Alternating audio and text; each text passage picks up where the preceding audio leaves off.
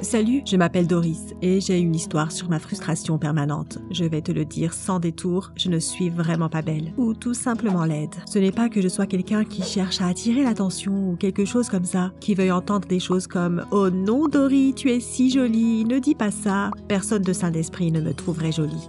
Ton physique est une loterie génétique comme on dit, et moi je n'ai eu aucun numéro gagnant. Mes deux parents sont beaux et personne ne sait à qui je ressemble. Je suis en excellente santé, pas de déficience ou de malformation. C'est seulement que mon visage fait peur aux gens.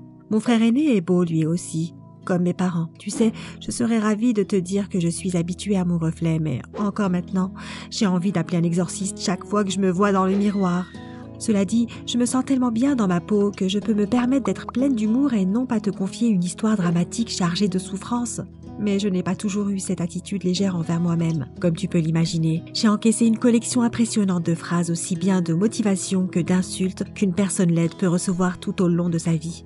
Quand j'étais petite, c'était un peu plus facile de vivre avec mon apparence. En général, les jeunes enfants ne s'en rendent pas compte. Mais leurs parents, oui. Je me souviens encore de quelques commentaires qu'ils ont faits à mes parents lorsque nous étions sur un terrain de jeu public. Heureusement, c'est beaucoup plus important pour une fille d'être gentille et agréable que d'être belle, n'est-ce pas? Et la grimace de ma mère. Mes parents m'ont toujours soutenue. Ils ne m'ont jamais dit que j'étais une beauté, mais ils m'ont appris à comprendre quels sont mes points forts et mes points faibles. Cela s'est avéré très utile dans ma vie. Mais les problèmes d'acceptation de soi ont commencé quand je suis allée à l'école. Tu sais combien les enfants peuvent être cruels. J'ai entendu des commentaires de toutes sortes, moqueurs, désobligeants, offensants. Dans un conte de fées sur une princesse et un dragon, tu serais le dragon. Et tu as peur des miroirs? Tu es sûre que tu n'es pas une enfant adoptée? Tu ressembles plus à un troll qu'à tes parents. Mais heureusement, ils se sont habitués à mon apparence, ce qui est un miracle, car moi, toujours pas. J'ai même des amis après tout. Je pense que j'ai une personnalité agréable et que les gens aiment me parler. Mais il y a toujours un autre avantage de se lier d'amitié avec une personne comme moi. Mes amies jolies étaient absolument époustouflantes à côté de moi. C'était donc mon rôle social à l'école. Une amie laide. Ça sonne mieux que paria, mais ça détruit ta dignité. Au début de l'adolescence, j'ai pris ça trop au sérieux. J'en avais assez des moqueries et des commentaires constants sur mon physique. Toutes mes copines étaient mignonnes et j'avais toujours l'air d'un monstre à côté d'elles. Manifestement, je n'allais pas avoir de petite amie, jamais de la vie. J'avais le moral à zéro et j'étais plutôt déprimée à cette époque-là. Mais j'ai fait de mon mieux pour m'adapter. J'ai pris soin de mon apparence, toujours des cheveux propres, de beaux vêtements, un corps athlétique. J'ai commencé à me maquiller tôt. Maman elle-même m'a appris comment le faire pour pouvoir m'aider un peu. Grâce à elle, j'étais toujours effrayante mais effrayante chic. Je pensais même qu'en grandissant, je pourrais envisager la chirurgie esthétique, mais ce n'est pas mon genre.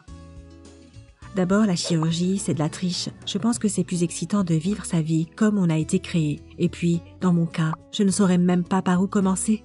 Le seul moyen serait d'effacer complètement mon visage et d'en dessiner un nouveau.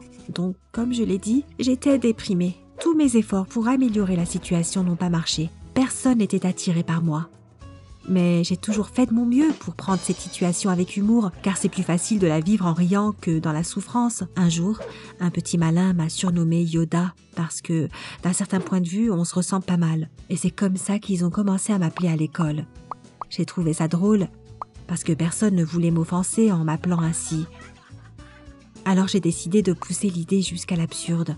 J'ai commencé à imiter Yoda, je parlais comme Yoda, j'appelais tout le monde jeune Padawan et je faisais toujours des remarques pleines de sagesse. Et une fois pour Halloween, je suis venue à l'école habillée et maquillée comme maître Yoda. Je n'avais pas besoin de trop de maquillage pour être honnête. Ça a été un énorme succès. Les gens ont apprécié et se sont mis à rire avec moi, et sans moquerie. C'est là que j'ai compris que la situation n'était peut-être pas si désespérée. J'ai gagné le cœur de mes camarades de classe petit à petit et j'avais la réputation d'être la plus drôle de l'école.